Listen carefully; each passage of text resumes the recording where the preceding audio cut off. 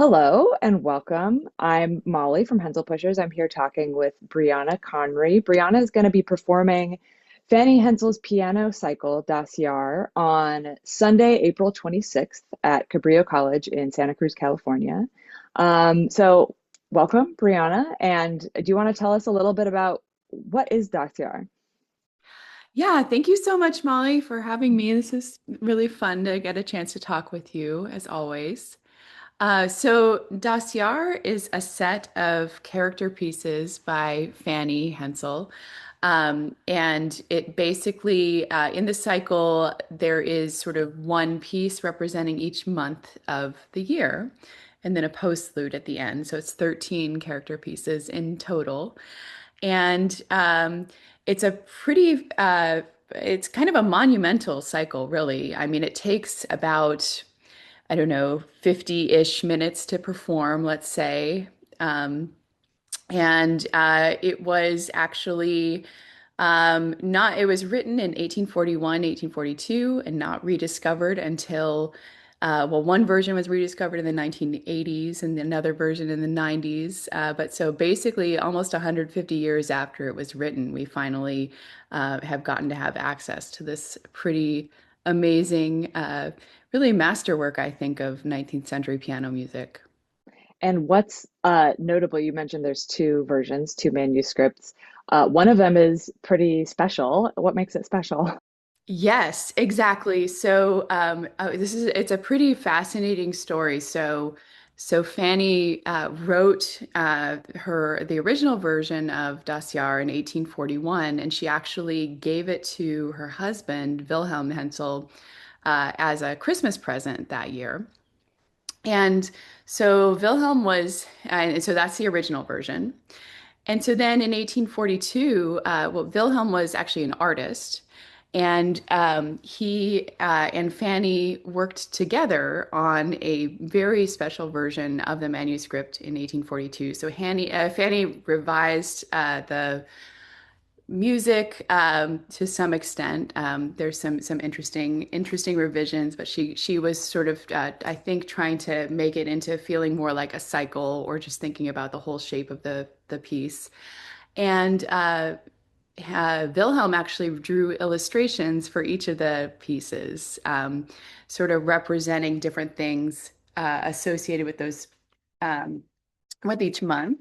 And they also picked out, or we don't know who, but between the two of them somehow, they picked out quotes from German Romantic poetry, sort of like a little epigraph for each month. And I actually have a reproduction of their manuscript, um, which is one of my prized possessions for sure. But just to give you a sense of kind of what it looks like. So here is, I don't know how well we can see this, I but can also add superimpose some photos yeah. too. So like here's January. And so there's like a boat, like a little stanza of a poem. And then there's sort of a very beautiful sort of pencil illustration to go with it. In this case, for January, it's actually a picture of Fanny, we think, with her fingers as she's dreaming and she has her hands sort of on a lyre and she's thinking about maybe the year ahead and maybe in musical terms. We don't know. But anyway, so for each month, they picked out a different color of paper. So they have like purple and green. So purple is for sort of Lent and Easter, and green is for like the spring of April. Anyway, so it's really a gorgeous manuscript. And so, um, interestingly, this manuscript, so both versions, as I said, were basically at least lost to the public, to any kind of public. They were not published during Fanny's lifetime. The first version was actually eventually published in, I believe, 1989. And then at that point, some members of the Mendelssohn family realized they had something that was sort of like this thing that had been published. And it turned out it was the illustrated manuscript. And basically, it had been passed down through the Mendelssohn family for generations, along with some manuscripts by Felix Mendelssohn. And the family eventually cast lots to see who would get what. And the losing branch of the family got the illustrated manuscript and basically put it in their living room in like a stack of papers and eventually sort of realized it might be valuable. And I think and I think they had initially offered it for sale at a pretty high price and it wasn't really going anywhere. But then I think eventually the Berlin City Library was able to purchase it and actually put up a really beautiful, a scan of the manuscript online. And I think the first edition of it was published in 1998, I'm pretty sure. That So, sounds right. Yeah. yeah, something like that. So, anyway, luckily, we eventually got this gorgeous manuscript and kind of this full multimodal kind of picture of the work that Fanny and Wilhelm collaboratively made. It's really beautiful to see. I mean, it's just obviously all the illustrations are beautiful, the music is beautiful, and just seeing the way that, I mean, this husband and wife, like, really, if you look at especially this period in history, right? Like, a lot of marriages, I don't know, didn't seem the best. And this really did seem like a really amazing union of two really great people, really creative, artistically gifted people. And yeah, to see this product of their passion that they made together is really cool. And they made some other.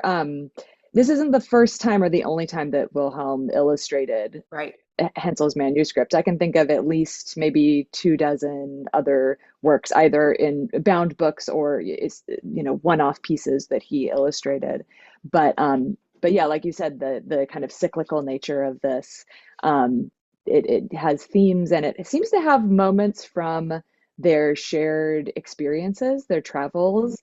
Reference, like I'm thinking of February has the carnival, which Yes. we know from Fanny's letters, she described uh, being on the streets of Rome during Carnival and throwing the plaster and whatever at each other in costume, and you can Right. see it, the image for February, right? It looks like it's like a man kind of shielding a woman, and they're both laughing, running through the streets, and Exactly. it's really cute. It is cute. So it's not just their skills, but it's also them like reminiscing together on their experiences. Absolutely. Yeah, I think I agree. I think that it seems from everything that I've sort of learned that they really did have like a remarkable partnership, really. Um, I loved learning that Wilhelm used to like basically in first thing in the morning sit Fanny in front of the piano with her tools to get started with her compositions, right? Like I think that's just such an amazing image. Like, okay, go do the important thing before the world distracts you, right? Yeah, But yeah, for a 19th century husband, or even maybe even a yeah. husband today, or any partner really, to just realize how important that is, um, is really a tremendous, yeah, really a gift, and yeah, definitely a really inspiring aspect of their lives, I think. Yeah. Yeah, and I mean, one other thing, which I think you pointed out to me, is that Wilhelm was really known for his amazing tableaux vivants, Oh right? yeah, yeah, yeah, Yeah.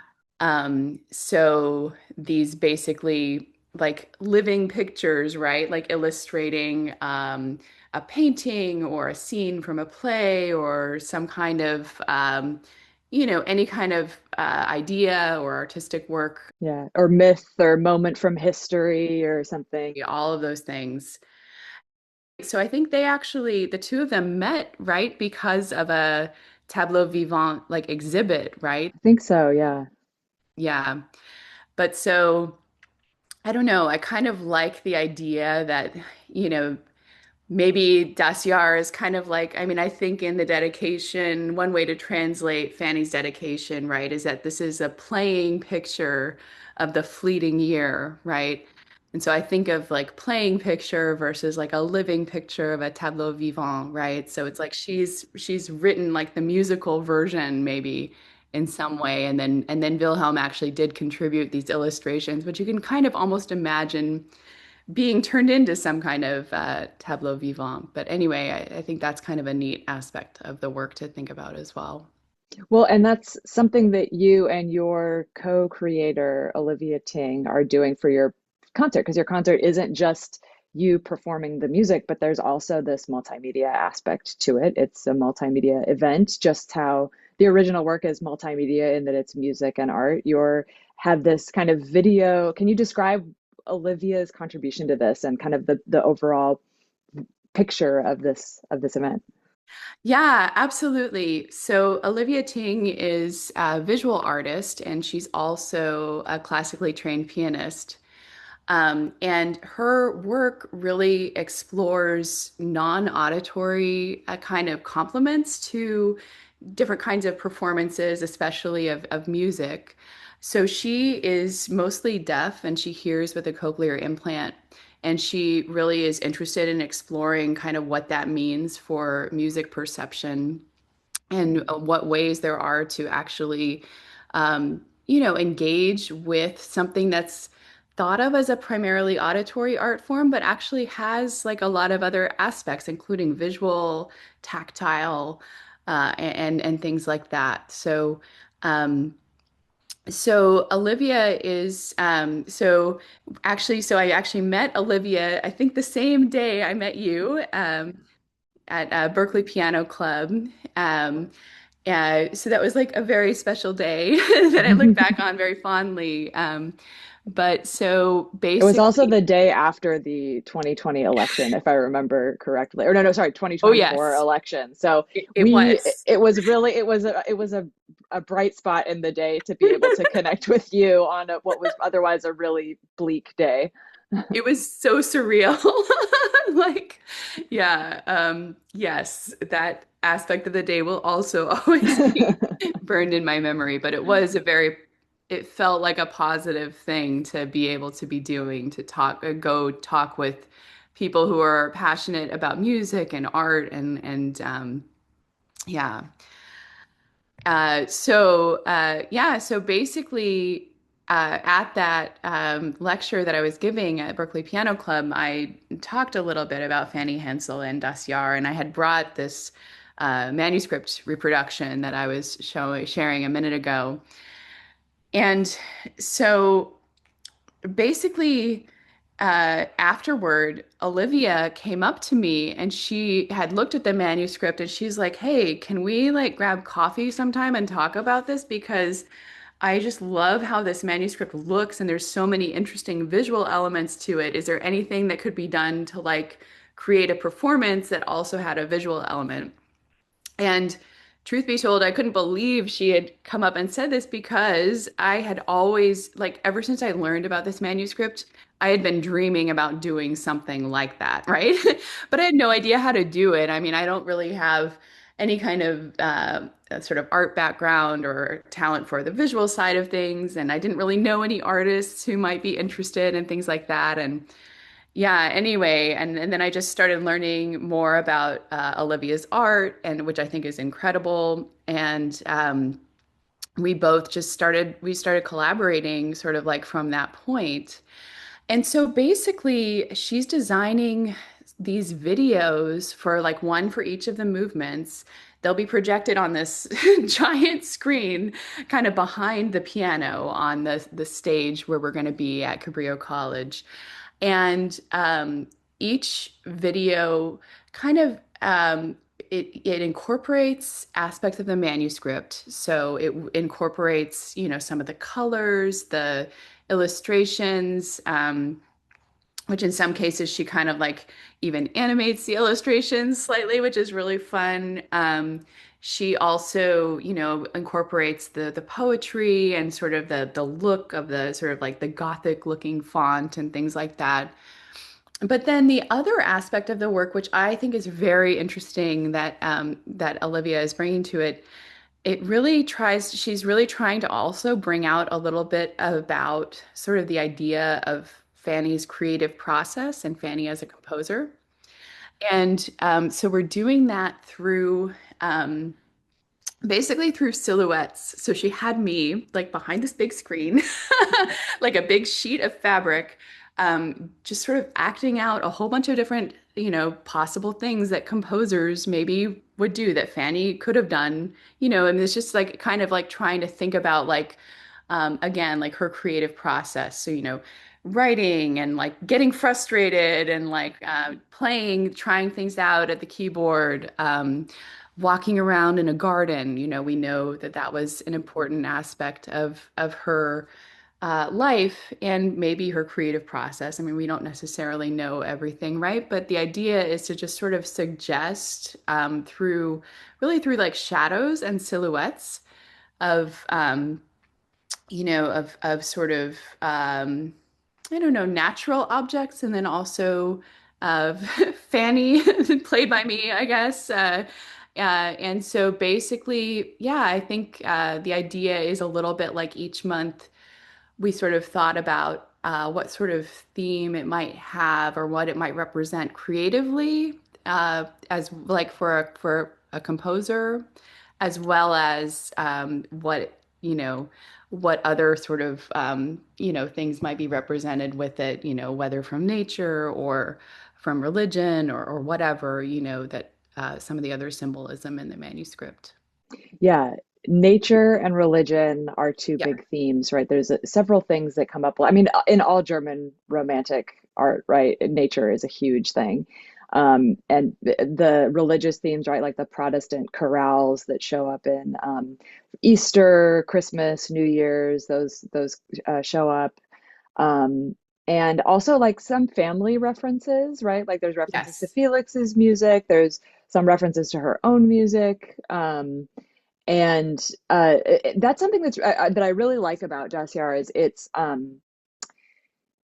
includes, each month stands alone, right, on its own. You can play each month is what, between 2.5 and maybe 5.5-ish minutes, something like that. So you could play, just one or two pieces from the cycle, and it really works well as a cycle because like there are themes and ideas that recur throughout the different months, and the cyclical nature of time and seasons and the year. Yes.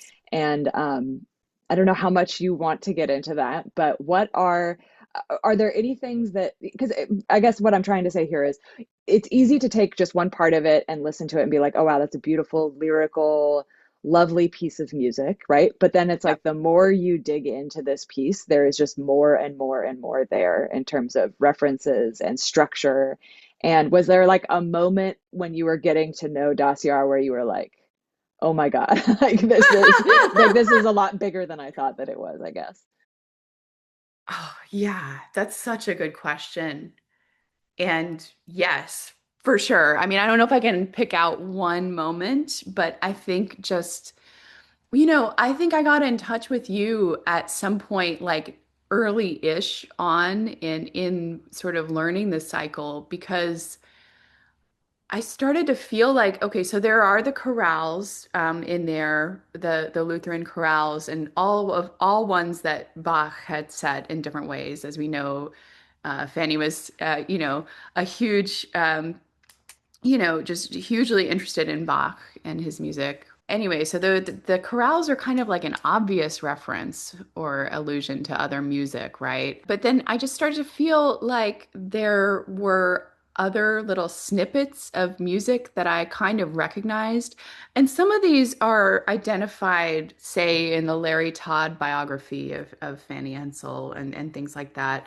And some, and I started doing a bunch of other reading, and I know you have too, about, other researchers who have sort of identified different kinds of maybe references to different music. But kind of learning more about that and like learning about her, just sort of like thinking about the pieces through the lens of like, okay, she's kind of pulling things from a lot of sources here, like Bach, Beethoven, Felix, Mendelssohn, and then her own works as well.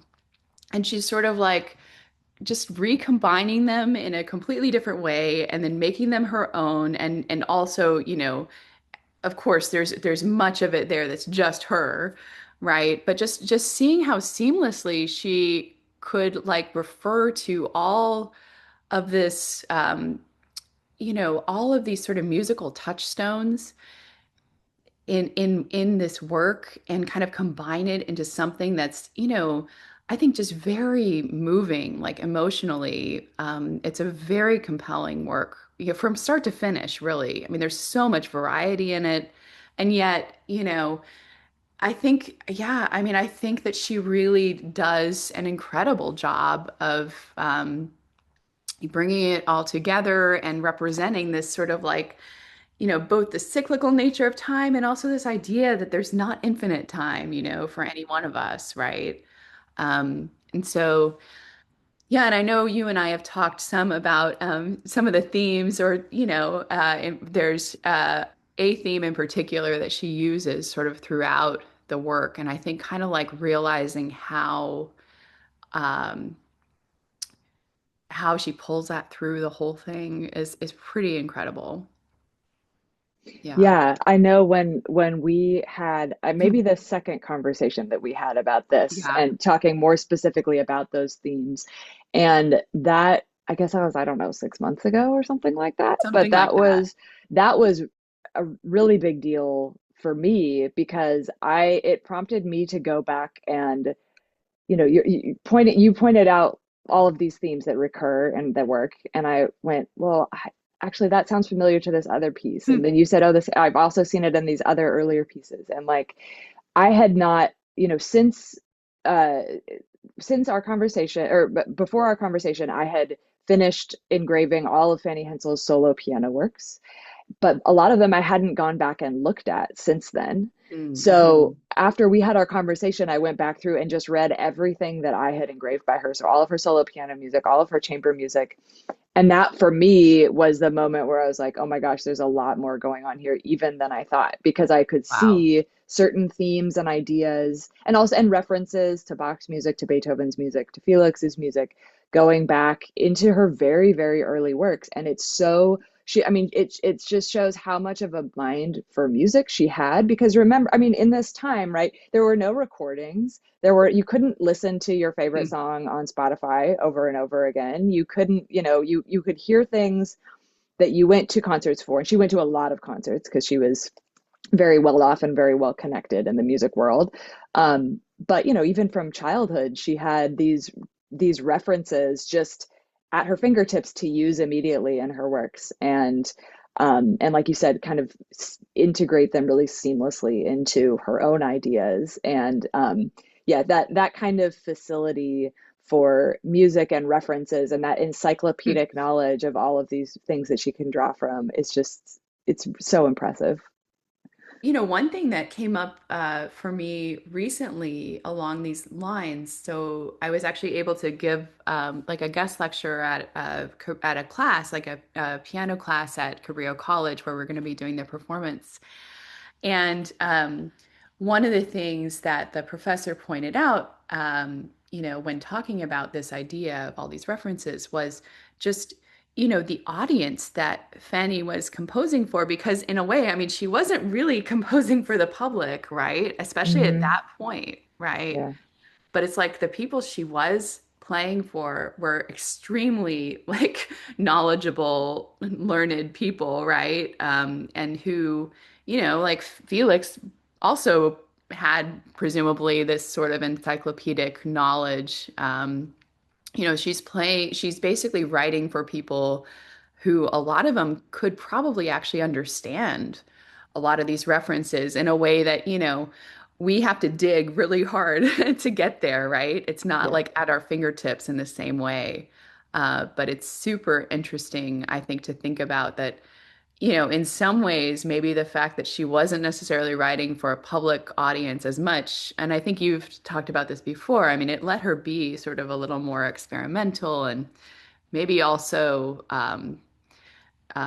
kind of didn't put a damper on being able to do things like this, right? Yeah. yeah, I don't think she would have ever dreamed of publishing this. I mean, she, I agree. Yeah. yeah, just because it was too out there and it wasn't seen as feminine, right? Like the feminine stuff, the stuff that she did eventually publish, right? She started with her leader, and her leader are absolutely beautiful.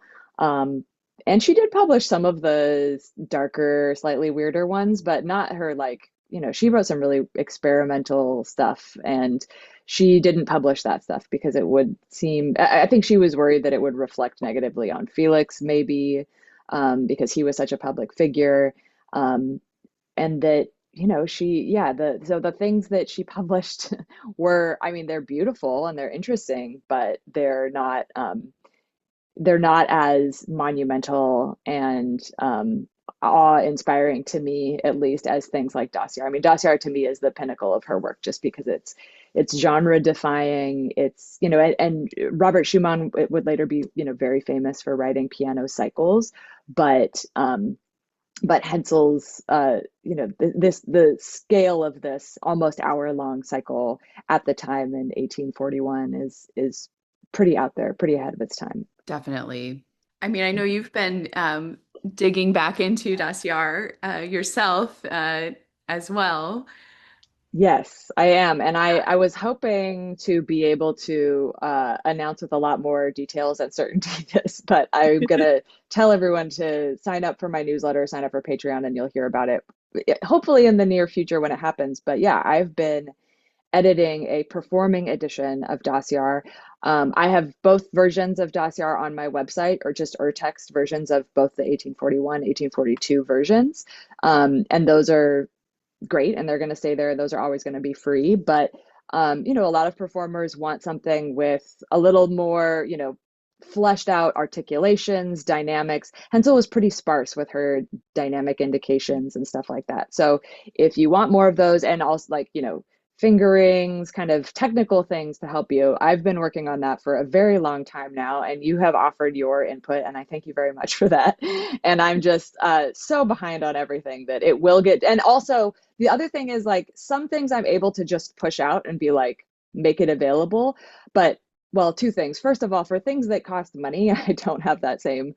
For things that people pay for, I put a lot more attention and focus on it, and things that are going to exist in physical print, right? Because I can't go in there and update them like I can with the PDF scores. So that's getting a lot more attention because of that, and also just because Dacier is something that I'm so fascinated by and so invested in that I can't stop. I can't leave it alone, I can't just like let it go. But I guarantee that it will be good when it's done because of all of that.